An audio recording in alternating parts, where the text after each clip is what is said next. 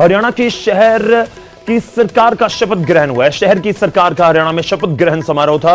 नवनिर्वाचित mayor, chairman, पार्षदों की तरफ से शपथ ली गई। इस खबर के साथ ही हम आगाज करने जा रहे हैं। 10 नगर निगमों के मेयर की तरफ से शपथ ली गई है और 28 नगर पालिका प्रधानों ने भी शपथ ली।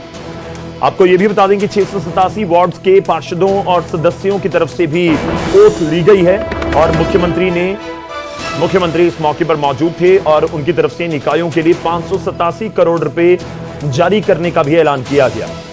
काबिले गौर है कि नवनिर्वाचित महापौर, प्रधान और सदस्यों के शपथ ग्रहण समारोह में मुख्यमंत्री नायब सैनी पहुंचे हुए थे और विपुल गोयल भी वहां पर पहुंचे हुए थे।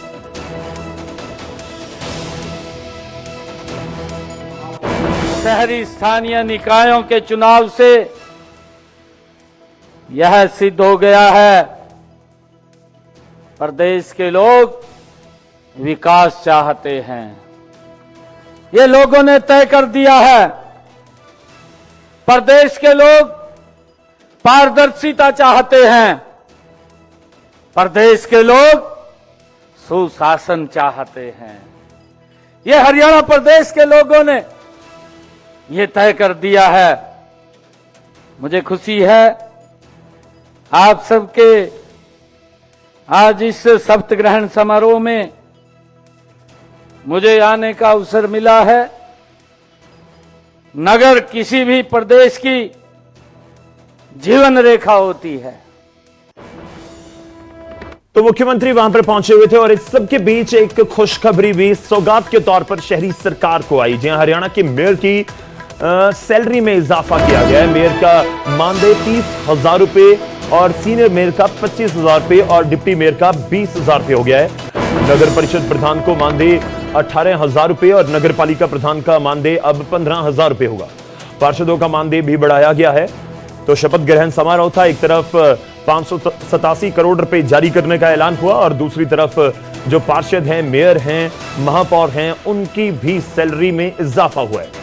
तो एक तो शपथ, सेलिब्रेशन का मौका और दूसरा सैलरी में भी इजाफा, यानी कि सेलिब्रेशन का डबल डोज। बहुत सारी जो है कहते हैं शक्तियां देने का काम माननीय मुख्यमंत्री जी ने किया। उनका मानदेय बढ़ाने का काम किया। 10 करोड़ रुपए तक की पावर नगर निगम मेयर को देने का काम किया। तो बहुत बड़ा आज दिन था और बहुत ही ऐतिहासिक दिन था।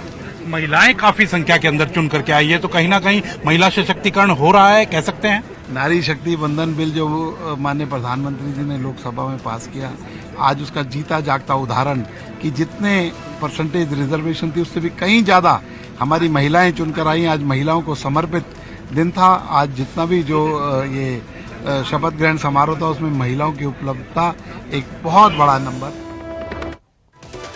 और इस बीच एक और बड़ी खबर है, उसका रुख करते हैं। हरियाणा कैबिनेट की जो बैठक थी वो शुरू हो चुकी है। आज बैठक बुलाई गई थी और बैठक इस समय हमारे पास जानकारी है कि बैठक शुरू हो चुकी है। बैठक में कई प्रस्तावों के ऊपर मोहर लगाई जा सकती है।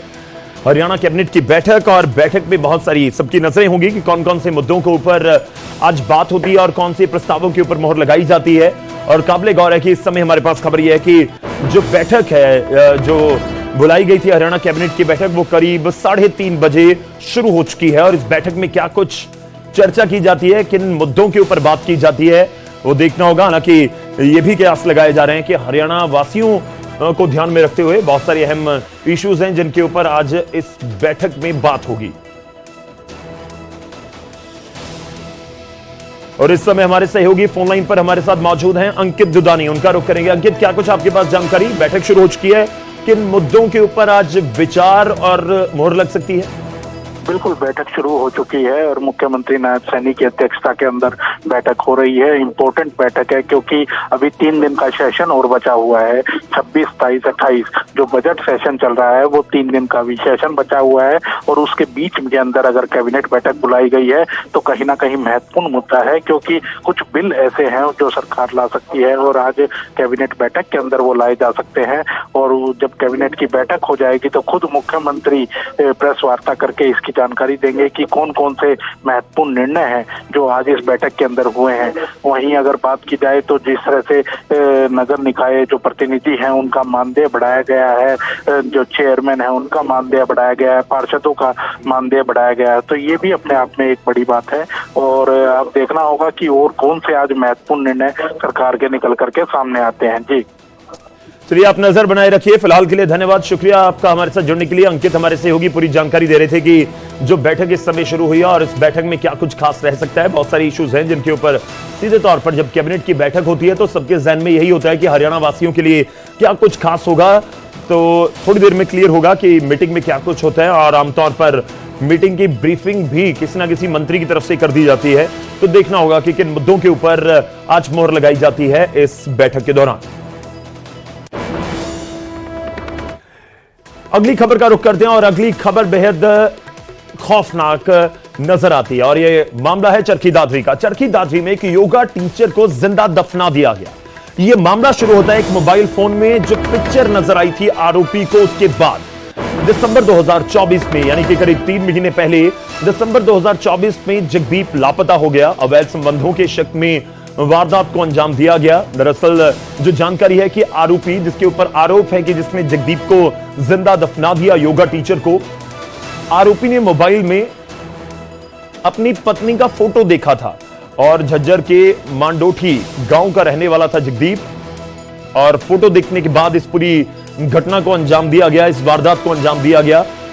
और काबिले गौर है कि दादरी के पैंतावास कला के पास खेत में दबा हुआ शव मिला है। एफएसएल और सीआईए की टीम भी मौके पर पहुंच गई। जमीन की खुदाई कर शव को बाहर निकाला गया। बाबा मस्तनाथ विश्वविद्यालय में योग शिक्षक था पीड़ित जगदीप।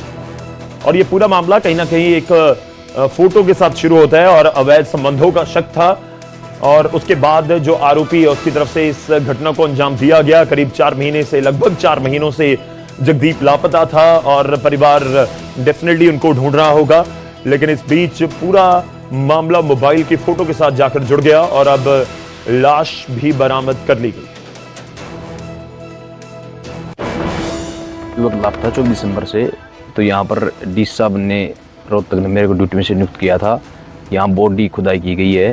तो ये युवक लापता था कोई मांडोठी से, उसकी ये डेड बॉडी यहाँ से निकाली गई है। और इसको जो यहाँ पर बताया जाता है कि मारने वाले हो यहीं पैतावास के लोकल हैं जिन्होंने ये काम किया, अंजाम दिया। टीम हमारी यहाँ 4 बजे पहुँच गए थे और अभी ये निकले, कम से कम 3 घंटे लगे इसमें। चलिए आगे बढ़ते हैं, अगली खबर का रुख करेंगे। खबर है कुरुक्षेत्र से। 1008 कुंडीय महायज्ञ के दौरान फायरिंग के मामले में गोली चलाने वाला आरोपी गिरफ्तार कर लिया गया है। देवेंद्र नाम के आरोपी को गिरफ्तार किया गया। आरोप है कि उसकी तरफ से गोली चलाई गई। महायज्ञ के दौरान बहुत भगदड़ जैसी स्थिति बन गई थी जब ये पूरा मामला दरअसल खाने को लेकर विवाद शुरू हुआ था। और काबिले गौर है कि 22 मार्च को ब्राह्मणों पर चलाई गई थी गोली। मुख्य आरोपी और उसका साथी अभी भी फरार बताए जा रहे हैं। पूरे मामले के बारे में आपको बता दें कि 1008 कुंडीय महायज्ञ के दौरान ब्राह्मणों को न्योता दिया गया भोजन के लिए और ब्राह्मणों की तरफ से आरोप लगाया गया कि पुराना बासी खाना उनको दिया जा रहा है पिछले कई दिनों से और लगातार वो इसकी शिकायत कर रहे हैं, लेकिन इसके ऊपर कोई गौर नहीं किया गया। लेकिन जब उनकी तरफ से इस पूरे मामले को उठाया गया तो वहां पर कुछ लोगों की तरफ से गोलियां भी चला दी गई, तो फायरिंग की गई थी। उनमें से एक आरोपी है देवेंद्र, जिसको गिरफ्तार किया गया है। हालांकि यह भी जानकारी है कि देवेंद्र तो गिरफ्तार हो गया, लेकिन एक आरोपी और पूरी फायरिंग की घटना को अंजाम देने वाला मास्टरमाइंड फिलहाल फरार।